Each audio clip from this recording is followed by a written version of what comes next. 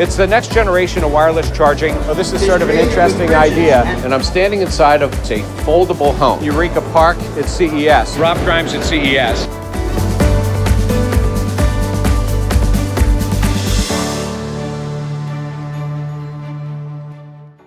So every year when we come to CES, we're also taking a look at things that might impact the future. And anything that happens in the travel industry is going to be something that's going to impact both the lodging industry and the hospitality side, the food service industry. The industries sort of work together. And then you have delivery of all kinds of things that occur as well. So this is a concept, a patented concept that's not out yet. And they're going to be looking for funding to bring it forward, and I'll get into that in a second. But this is called Skytrack.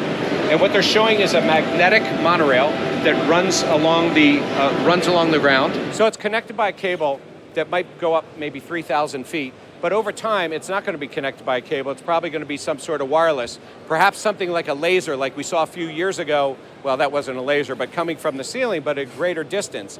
So if you start to think about that, the greater the distance that goes, we're going to be able to not use fossil fuels, to go ahead and do things electronically and give them the power. The closest thing I can think, because you try to think about what does this mean today, you sit on the plane, they're now connected with internet, and they're connected with more bandwidth. And so over time, we may start seeing it like this, maybe being low cost and a low distance from one place to another, but eventually with the beams, which possibly, by the way, could come from a satellite, it might come the different way. It's just a new, cool technology and a way of something that we may want to think of in the future that will impact us, but something in the hospitality, the food service industry that we would be able to use as well. Okay, so I did promise I was going to make a little comment about funding, because when I was talking to them, they said this is a concept, they got a patent on it, it's a pretty cool concept, but how do you get things to be reality? Well, you know what I always say? I always say that they come three ways: education, they come through healthcare, or they come through the military.